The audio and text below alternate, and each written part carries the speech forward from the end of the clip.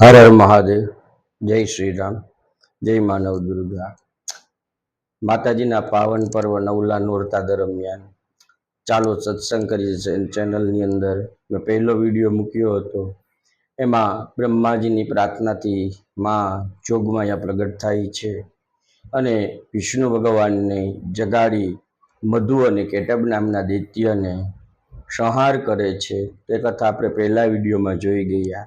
હવે આજે બીજો ભાગની અંદર માતાજીના 13 ચરિત્ર છે. એમાં બીજા ચરિત્રની કથા છે, એ તમને હું કહું છું. તો આ મેધા ઋષિએ રાજા અને વૈશ્યને માતાજીની લીલા સાંભળવાની ઈચ્છાથી આગળની એક કથા કહે છે. એ કથા આપણે સાંભળીએ. તો ચાલો સત્સંગ કરીએ. એટલે આ રાજાની પ્રાર્થનાથી સાંભળી ઋષિ મેધા નામના ઋષિ કહે છે કે એ રાજન, અગાઉ પહેલાના સમયની અંદર અસુરો અને દેવો વચ્ચે એક મહાસંગ્રામ યુદ્ધ થયું હતું, જે 100 વર્ષ સુધી ઘોર યુદ્ધ ચાલ્યું હતું.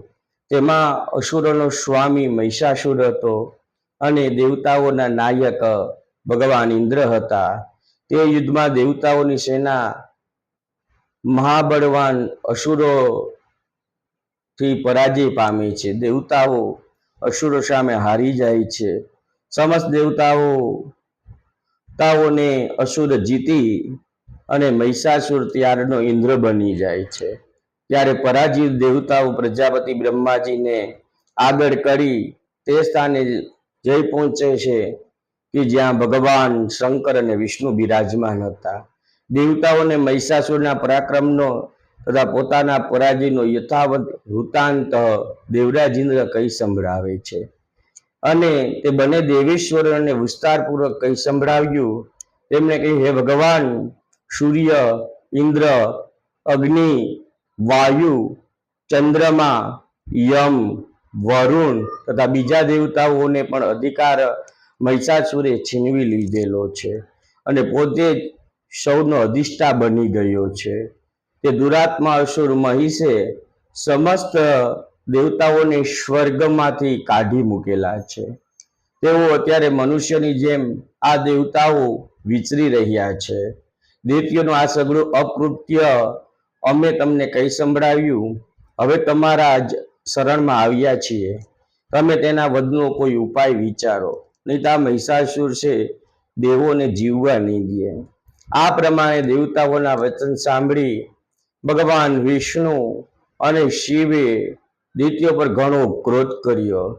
તેમના ભવા ખેંચાઈ ગયા અને મોહ કરાયા થવા લાગે છે.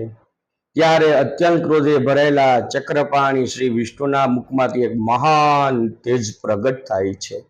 આ જ પ્રમાણે બ્રહ્મા, શંકર તથા ઇન્દ્ર વગેરે અન્ય દેવતાઓના શરીરમાંથી એક તેજ પ્રગટ થાય છે.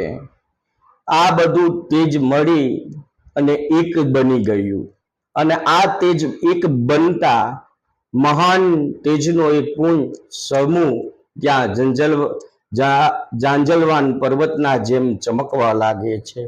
દેવતાએ જોયું કે આ એક સમૂહ છે.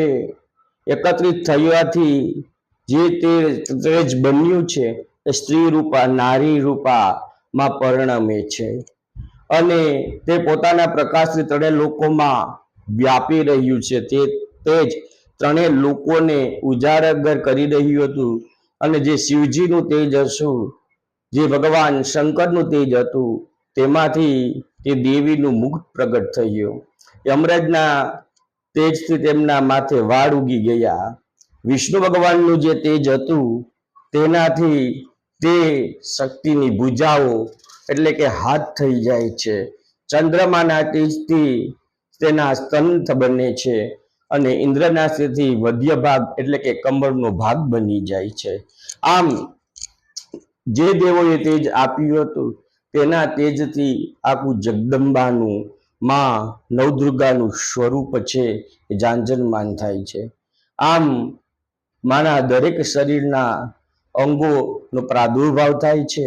ત્યારબાદ સમસ્ત દેવતાઓના તેજકુંજથી પ્રગટેલા તે દેવીને જોઈ મહિષાસુરથી ત્રસ્ત બનેલા દેવતાઓએ ઘણા પ્રસન્ન થયા. આમ માતાજીની સ્તુતિ કરવા લાગે છે, પ્રાર્થના કરવા લાગે છે.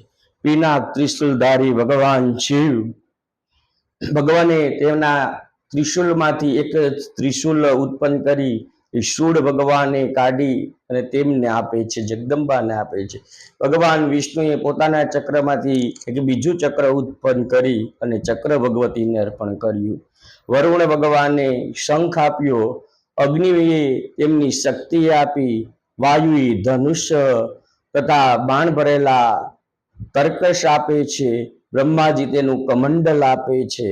સહસ્ત્ર આંખો વાળા દેવરાજ ઇન્દ્રએ પોતાના વજ્રમાંથી વજ્ર ઉત્પન્ન કરી અને તે દેવીને આપે છે. ઐરાવતની હાથીની ઉપરથી ઉતારીને ઘંટ પણ દેવરાજ ઇન્દ્ર એમાં જગદંબાને આપે છે. યમરાજે કાળદંડમાંથી પ્રગટ કરેલો દંડ આપે છે.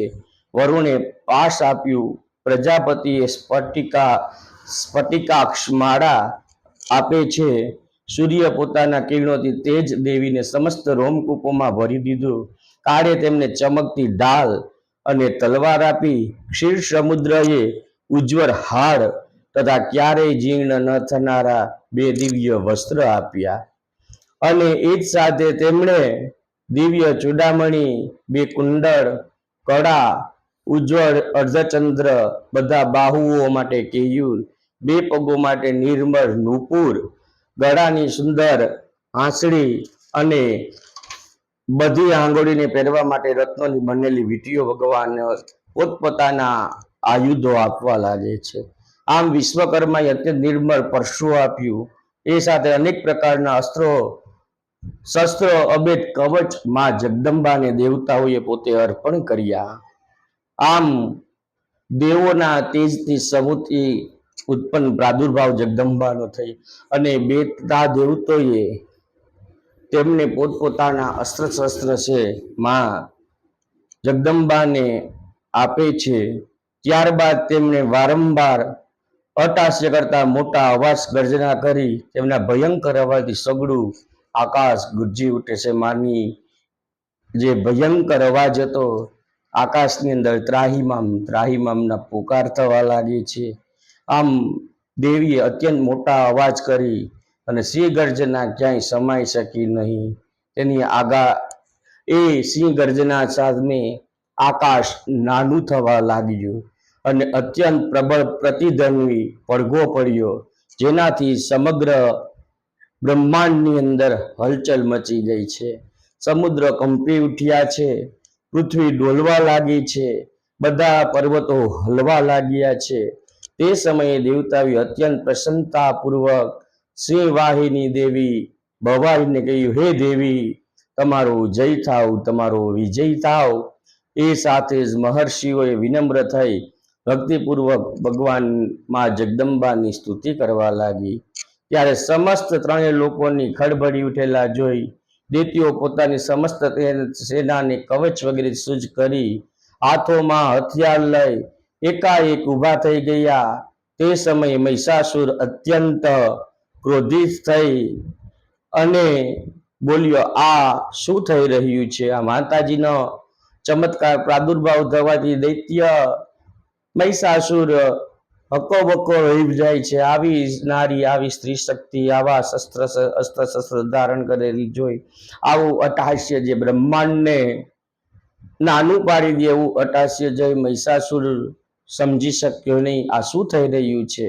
પછી સમસ્ત અસુરોથી ઘેરાયેલો તે સિંહ ગર્જના લક્ષ્ય કરી અને આગળ આવે છે. તેણે તે દેવીને એ મહિષાસુરે જોયા કે જેઓ પોતાના તેજથી ત્રણેય લોકોને અજવાળી રહ્યા એવા જગદંબા સ્વરૂપની અંદર સિંહ ઉપર સવારમાં બેઠા હતા. તેમના ચરણોના ભારથી માના પગ પડવાથી ધરતી પણ દબાઈ રહી હતી. માતાના પરના મુગટથી આકાશની એક તેજ રેખા અંકાઈ, જેમ વીજળીનો ચમકારો થાય એમ માના મુગટથી આકાશની અંદર રેખા અંકાઈ ગઈ હતી. તેવું પોતાના ધનુષ્યના ટંકાવથી સાતે પાતળને ભરાવી રહ્યા હતા. આમ માતાજી અસ્ત્રો શસ્ત્રોથી વૃષ્ટિ કરી દૈત્યોની સામે યુદ્ધ કરવા લાગે છે. તેમના મુખ પરથી પરિશ્રમ અને થાકનું લેશ માત્ર પણ નામો નિશાન ન દેખાતું. દેવતાઓ અને ઋષિઓ તેમની સ્તુતિ કરી રહ્યા હતા અને તે ભગવતી પરમેશ્વરી દૈત્યોના શરીર પર અસ્ત્ર શસ્ત્રોની જડી વરસાવી રહ્યા હતા. દેવીનું વાહન સિંહ પણ ક્રોધે ભરાઈ પોતાની કેસવારીને ઝુલાવતો અસુરીની સેના વચ્ચે એવી રીતે વિચરતો હતો કે જાણે જંગલની અંદર દાવાનળ રાખ્યો હોય અને જંગલને દાવાનળ ખાતો હોય, બાળી નાખતો હોય એમ માનો સિંહ ગર્જના સાથે અસુરોના પ્રાણ હરવા લાગે છે. ત્યાં કરોડો લાખો દૈત્યો છે એ મારની સામે યુદ્ધ કરવા રણભૂમિની અંદર રણબાકડા થાય છે. દેવીની શક્તિથી વૃદ્ધિ પામેલ તે ગણો અસુરોનો નાશ કરતા કરતા નગારા, શંખ વગેરે વાદ્યો વગાડવા લાગ્યા. તે સંગ્રામ રૂપી મહોત્સવમાં કેટલાય ગણો મૃદંગ વગાડી રહ્યા હતા. ત્યારબાદ દેવીએ ત્રિશુલ, ગદા અને શક્તિની વર્ષા કરી તથા ખડગ વગેરે આયુધ સેંકડો મહાદૈત્યોનો સંહાર કરી નાખ્યો.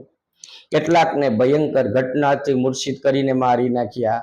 ઘણા બધા દૈત્યોને પાસથી બાંધીને ધરતી પર ખસેડ્યા. કેટલાય દૈત્યોને તેમની તીક્ષ્ણ તલવારના પ્રહારથી વચ્ચે બંને ટુકડા થઈ ગયા. કેટલાકને માએ ગદાના પ્રહારથી ઘાયલ થઈને ધરતી પર સૂઈ ગયા. કેટલાકે મુસળના પ્રહારથી અત્યંત ઘાયલ થઈ ગયા અને લોહી લુહાણ ઓકવા લાગે છે. કેટલાક દૈત્યો સુરથી છાતી ફાટી જવાને કારણે ધરતી પર ઢગલો થવા લાગ્યો.